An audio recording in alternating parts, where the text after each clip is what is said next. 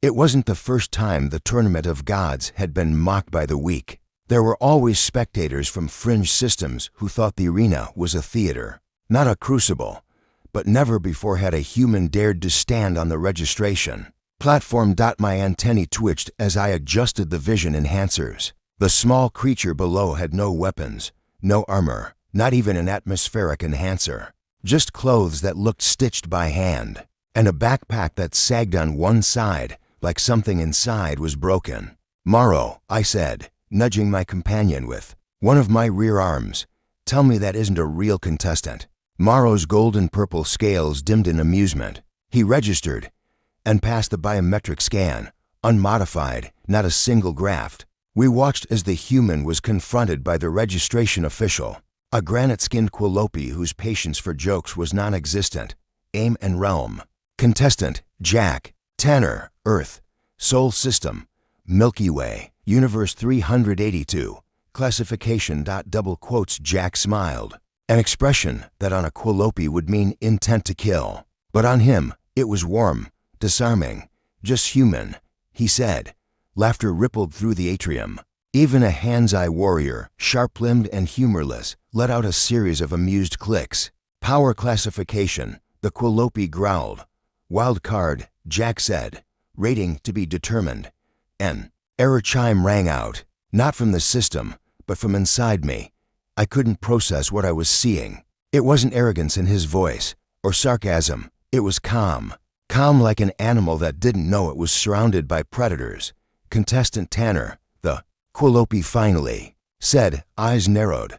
Assigned to preliminary Arena 7. Survival odds, negligible. Jack bowed, shouldered his bag, and walked off. I want to follow him, I said. Morrow glanced at me, curious. Very. We moved after him at a distance. Not enough to startle, just enough to observe. And what we saw didn't make sense. Jack didn't wander. He walked with direction. He stopped at a refreshment station, asked questions, and thanked the attendant. When warned about potentially lethal offerings, he picked the simplest drink, mineral water. Do you think he's suicidal? I asked. Morrow was watching the way Jack held the cup, like it mattered. Or maybe he's not here to die. Maybe he's here to teach. Teach what us? Something we forgot. We stepped forward then, not as predators, not as challengers, just curious observers. Greetings, human Tanner, I said, dimming my threat lights and retracting my secondary claws. I am Vazri. Classification, reality manipulator. Rating, Cosmic 3. This is Morrow, eternal flame of Drachnia. Jack looked up, then smiled. Again, that smile.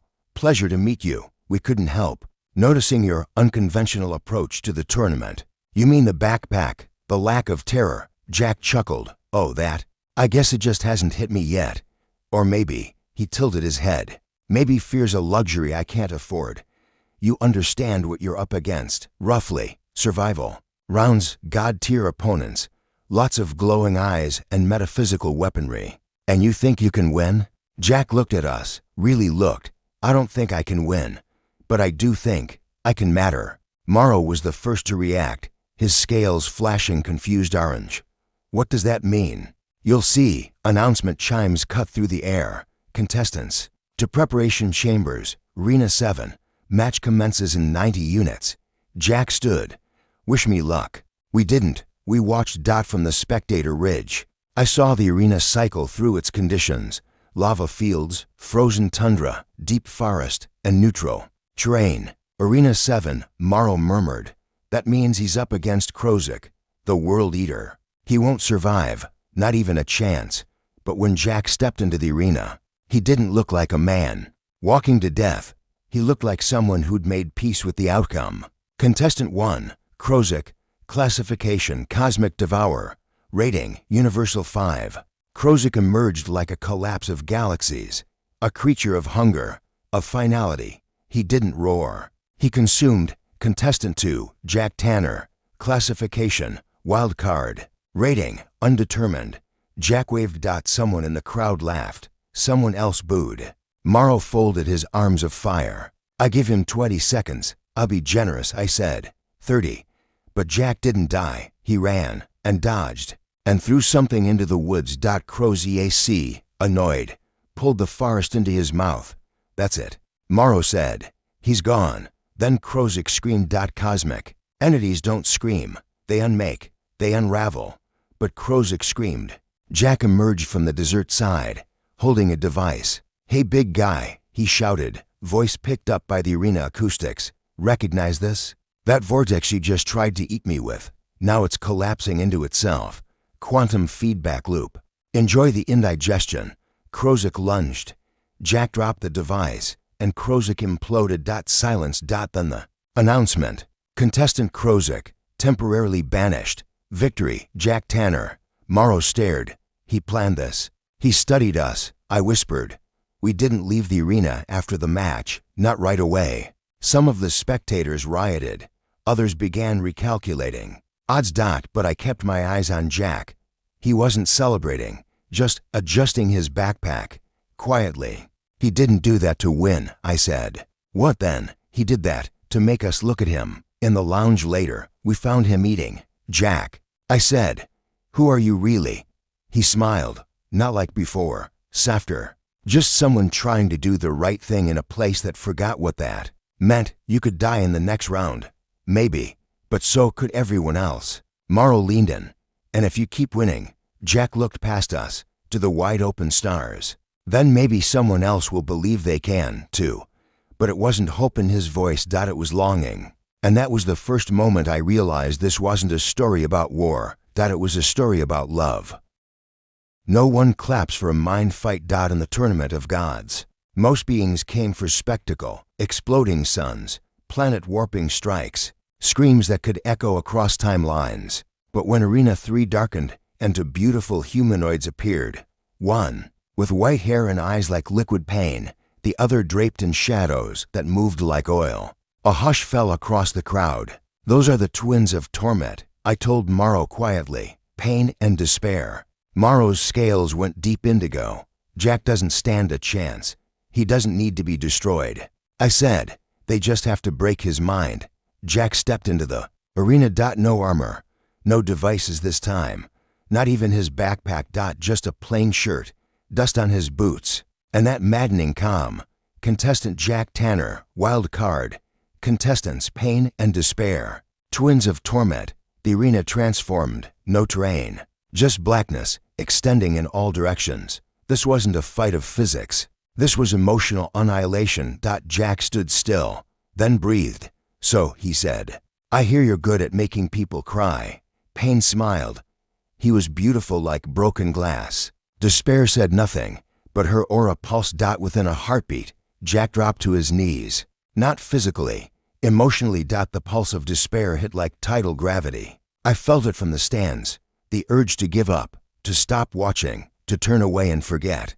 Jack's hands trembled, but didn't fall. You think sadness can unmake me, he whispered. We don't unmake, Pain said gently. We show you what was always there. His words reached into Jack's memories. Shadows began rising from the blackness. Voices. You failed her. You left too late. You could have saved them. Morrow looked away. Even my four hearts ached. Jack collapsed to his hands, breath shallow. You didn't even say goodbye. She died thinking you stopped loving her. And then the shadows shaped into her. She was tall, copper-skinned, hair in a tight braid, wearing something like Earth military armor. Half-burned. Jack didn't speak. He just looked at her. You left me, she said, voice cracking. Jack's single quotes, whole body shivered. I know. I waited. I know. You didn't fight. You ran. I know. He didn't deny, didn't defend, just wept. But not in surrender. I loved you, he said softly. Still do. Her shadow stepped closer, and then did something the twins hadn't expected. She kissed his forehead and vanished. Pain flinched. Despair blinked. Jack stood. You don't scare me, he said. We gave you loss. I live with it.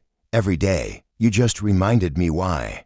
Pain struck again. This time with physical sensations twisted from memory. Fire. Grief. Abandonment.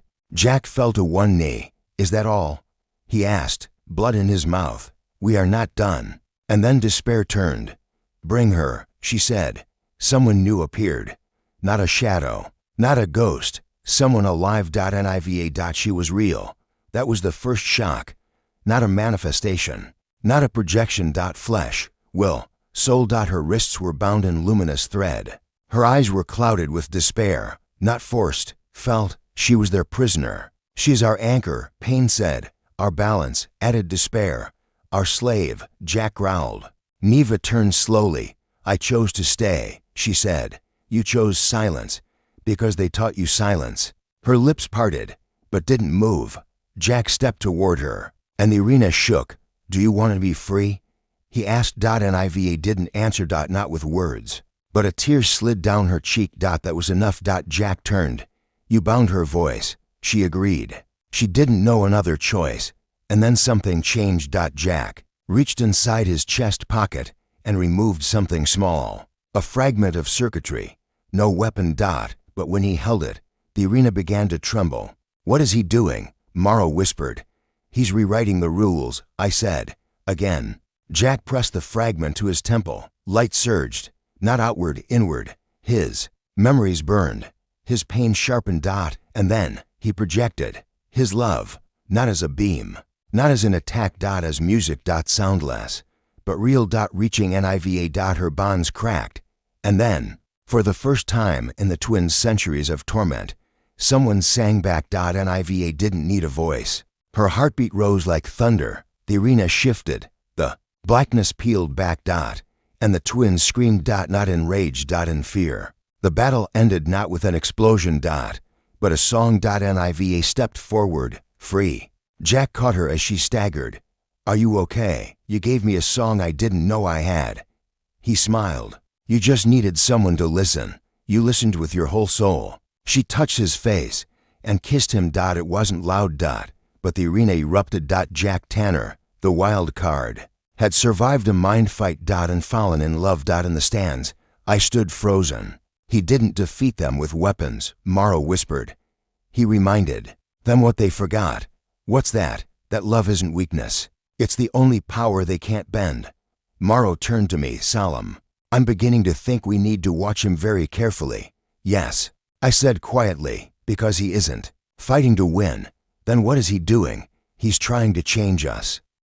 The arena's bones groaned beneath the weight of anticipation. Even before the sun dared climb the jagged sky, the stands filled with deities carved from cloud and cruelty, starlight and smoke. They murmured, not with fear, but with hunger. This was the quarter-final, the stage where mortals shattered and gods bled.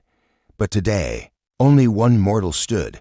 He had no name, or none that the crowd cared to remember. To them, he was the human, an oddity, a fluke, a brief flash in their divine amusement. But to the being seated atop the throne of obsidian flame, he had become something else. Amrith, the god of gravity and wrath, who had not blinked in 10,000 years, now watched this human with something dangerously close to curiosity. The mortal entered, barefoot, dust-covered, shoulders back. There was no armor on his skin, no blade in his hand, only a loose, sun-faded shirt that fluttered with every breath. His face bore a smile, not arrogant, not mocking, just honest, as if he were greeting an old friend. Gasps echoed. Among the gods, smiling before battle was either a challenge or an invitation to die. But he bowed slightly toward Amrith's days. Thank you, he said, voice steady, for watching. Amrith did not respond, but a tremor passed through the obsidian seat. His opponent was no minor godling. Tharnix, the god of plague, descended on vaporous wings. He dripped pus and light. His tendrils had slain titans. His breath unraveled armies. And yet, he hesitated, because the human had not moved. Not when the spores bloomed. Not when the air turned black. Not even when Tharnix whispered in 1,000 tongues, kneel. The human blinked once. No, then. He walked. He did not run. He did not dodge. He walked, barefoot, toward death. Tharnix hissed, and his body contorted into every shape that had ever haunted mortal nightmares. Still, the human walked. Until he stood beneath the horror, and said, Are you lonely? Silence. Tharnix staggered. The words were not a weapon, but they pierced deeper than any sword, because gods, for all their majesty, were ancient and aching and alone. I used to be, the human said softly, looking up. I still am, sometimes. But there's always someone willing to listen. He looked toward the stands, and his eyes found Amreth and smiled. Something in the arena cracked, not stone, not rule. Something older, Tharnix collapsed, not slain, not defeated, just undone, folded inward by the unbearable truth of being seen. The arena, confused, began to chant, not a god's name, a mortal's. Amreth rose, the gods stilled. The wind held its breath, the sun, uncertain, dimmed. Amreth floated, down, not walking, not descending. Gravity itself reversed for him. He landed before the human, who tilted his head slightly and said, "You're taller than I thought." Amreth had destroyed planets for lesser insults. But now, he only asked, "Why do you smile?" The human's answer came without hesitation. "Because you're not as empty as you pretend to be." Amreth's jaw clenched, not in rage, in restraint. His fists curled, not to strike, but to stop trembling. "You fear me," Amreth said. "Of course," the human replied, "but not enough to forget you're still someone." And then it happened. Amreth wept. Tears of molten light, so rare they had been declared extinct. They fell, hissing onto the ground, and wherever they landed, flowers bloomed, real ones, mortal ones. The arena didn't know what to do. The gods did not speak. The sky flickered, because a human had made a god cry. And then the human held out his hand to shake, to hold, to connect. Amreth stared at it. Centuries passed in a breath, and then, with infinite slowness, he reached back. Their hands met, and the moment they did, power shifted. Not taken, not stolen, redefined. Because the crowd did not cheer, the arena did not roar. They knelt, not to the god, not to the mortal, but to what they had become together, a new axis of power, built not on dominance, but on understanding. Later, when the arena emptied and the stars reset, Amreth sat beside the human. "Do you have a name?" he asked. The human leaned back, staring at the moons. "Not one that matters, but you can give me one, if you want." Amreth thought for a long time. "I'll call you," he paused, "mine." And in the quiet that followed, the human did not laugh. He just whispered, "I was hoping you'd say that." She bled on the altar, and the stars whispered her name. The temple loomed beneath a sky split with silver veins of stormlight, trembling under the roar of judgment. In the heart of the arena, where gods made sport of mortals, where the cries of the defeated still echoed in stone, she was led barefoot and bleeding. A garland of silence draped over her shoulders. No chains, no guards. She didn't need them. She walked willingly to the altar. Her name was Nara. The gods spoke of her as the one who survived, though she had never called herself that. She hadn't survived, not in the way they meant, not by slaying monsters or besting divine riddles. She had lived simply by refusing to die. She had outlasted sorrow, endured the cold arithmetic of cruelty that ruled the tournament of the gods. And when her village had been burned to prove a point, she did not scream. When they carved prophecy into her skin, she did not beg. Her voice had become an offering long before her body. Now they demanded both. The altar was slick with old blood. Not hers, not yet. In the stands above, the gods shimmered, beings of unimaginable shape and scope, encased in gold and flame and mirrored void. They leaned forward, waiting, and in their midst, a human. Jack. He was the only one who watched her, not with hunger, or pity, or detached reverence, but with rage, with sorrow, with a devotion that was forbidden in a place like this, because he remembered her. Once, they had crossed paths in the lower tiers, when he was half dead and she still believed in stars. She had given him water, touched his cracked lips with her fingers. Whispers had passed between them in the dark, of escape, of dreams, of how the tournament had once been a myth told to frighten children. Now it ruled all. Now she would bleed to keep it running. Jack stood. A ripple went through the pantheon. The arbiter turned. "You were not called. She is not yours." Jack said. The gods laughed, not with mirth, but with gravity. Laughter like black holes. Laughter that bent the air. She entered the arena. The arbiter replied. She consented to the rites. "She is ours now." "No," Jack said. "She never consented. She endured. A lesser god surged from the stands, furious. Wings of smoke curled around him. "Do you challenge the tribunal?" Jack's body hummed. For a moment, even the sky seemed to hesitate. "I do." Nara, standing by the altar, turned to face him fully. Her eyes were dry. Her voice, when it came, was a rasp. "Don't, Jack. They'll kill you. They already did," he whispered. Then, everything broke. Lightning tore across the arena. Jack leapt from the stands. The gods reacted, but not fast enough.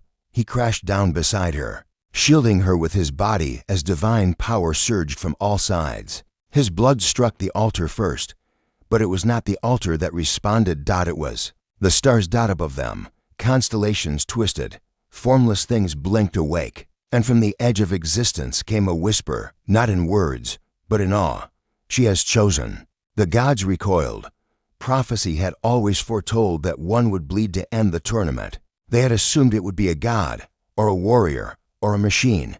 They had not expected a human woman with scars instead of weapons. They had not expected love. The altar cracked. From within it, light, soft, ocean deep. The color of truths to old Dename rose up. It swirled around Nara, round Jack, binding them, shielding them. "You can't." One of the gods howled. "She's mortal. She is more." The stars answered. Nara stepped off the altar. Her blood mingled now with Jack's, traced symbols in the dust, old sigils, older than gods. She looked up, no longer afraid. "I refuse your power," she said. "I make my own." And the tournament trembled. Far away, in realms unseen, statues cracked, temples shattered. Slaves blinked into freedom. In the arena, the gods felt the first chill of a world no longer bound to their game, because a human had bled. Not in sacrifice, but in defiance, because she had been seen, because she had been loved, and because love, once born, could not be unmade. The arena was no longer stone, no longer stage, no longer cage. It had become something ancient, a memory buried in the bones of the universe, trembling awake. The sky cracked. A line of flame sliced the void. One god screamed, another bowed, and in the center of it all stood a girl with blood-stained palms and a voice that shook the stars. Her name was Iron. Her name was being sung by the wind, by the cosmos, by the very dust the gods once believed they owned. Leo lay at the altar's edge, half buried in rubble. His breathing was ragged, his eyes swollen shut. His fingers twitched, reaching for a name he hadn't dared speak aloud since the first day of the tournament. "Iron," she turned. Her body was scorched. Her tunic clung to her in torn, ash-soaked threads. Her right shoulder bore the mark, the sigil of the god-child that had wept for Leo. But now the mark glowed from her skin, not as branding, as coronation. "I'm here," she said, not with tears, not with fear, with fire. "You shouldn't have come back," he whispered, barely audible. She stepped over the broken remains of the altar, kneeling beside him. Her hand brushed his temple. He flinched, then relaxed, then laughed, hoarse and hollow. "I shouldn't have left," she said. Above them, the gods watched from a distance, their once radiant forms dimmed, their omnipotence cracked by something they hadn't planned for, grief. The arena had always been theirs, but now it pulsed with a rhythm they didn't command. The blood in the stone remembered something older than divine law, love. "I was chosen to die," Iron said, "but I remembered what the god-child told me." Leo's eyes fluttered. "What was that?" She leaned close. He said, "If you let them name you, they will own you." The stars fell one by one, not burning, not crashing. Bowing around the edge of the arena. Pillars of flame twisted into forms, half gods, once champions, now hollowed vessels of the cosmos, old as truths. They did not attack. They didn't speak. They listened, and she stood among them, holding Leo's hand, lifting him slowly to his feet. "You bled for me," she said. "Let me burn for you." He shook his head. "No more sacrifices. This isn't sacrifice." She smiled, and for a moment it was the same smile that once undid a god-child.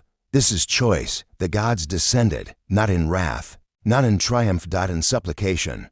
One stepped forward, tall, skin like pearl and lightning, eyes older than gravity.